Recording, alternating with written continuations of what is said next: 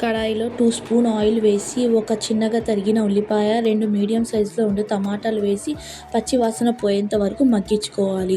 పన్నీర్కి 1/2 litre పాలు తీసుకొని మరిగినాక 2 స్పూన్లు వెనిగర్ లేదా నిమ్మరసం వేసి ఇరిగినాక కాటన్ క్లాత్లో వేసి 2-3 సార్లు కడుక్కొని దాని మీద బరువు పెడితే పన్నీర్. సీజార్లో మగ్గించిన టమాటాలు, ఉల్లిపాయలు, పచ్చిమిర్చి వేసి పేస్ట్ చేసుకోవాలి.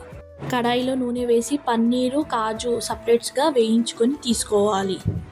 అదే కడాయిలో కొంచెం నూనె పోసి బిర్యానీ ఆకు, చెక్క, లవంగాలు ఇవన్నీ వేసి ఫ్రైడ్ ఆనియన్స్ లేదా ఉల్లిపాయలైనా సన్నగా తరుక్కొని వేసి వేయించిన తర్వాత అల్లం వెల్లుల్లి పేస్ట్ పచ్చి వాసన పోయేంత వరకు వేయించుకొని ఉప్పు, పసుపు, కారం ఇవన్నీ వేసుకొని టేస్ట్కి సరిపడా మంచిగా కలుపుకోవాలి.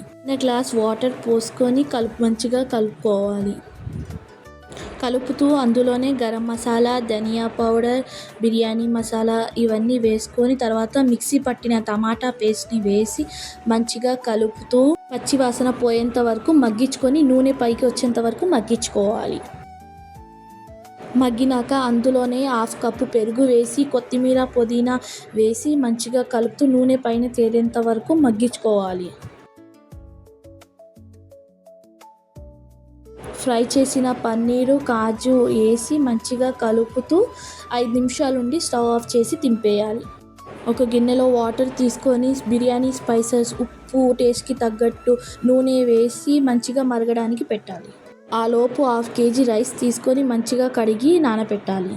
మరుగుతున్న ఎసల్లో బియ్యం వేసి 70% ఉడికించుకున్నప్పుడు ఒక బౌల్లో పాలు తీసుకొని మీకు నచ్చిన ఫుడ్ కలర్లు ఎల్లో అయినా, ఆరెంజ్ అయినా వేసి కలిపి పక్కన పెట్టుకోవాలి.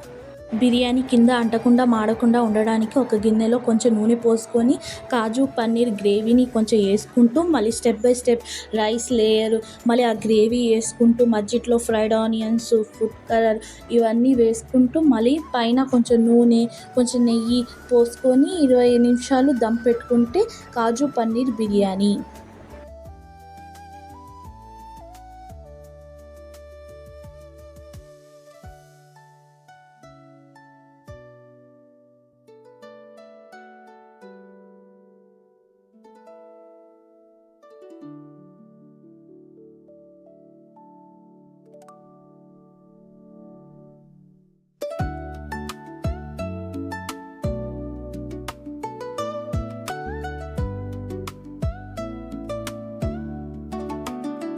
పన్నీర్ కాజు బిర్యానీ రెసిపీ నచ్చినట్టయితే ఛానల్కి లైక్, షేర్, సబ్స్క్రైబ్ చేసుకోండి.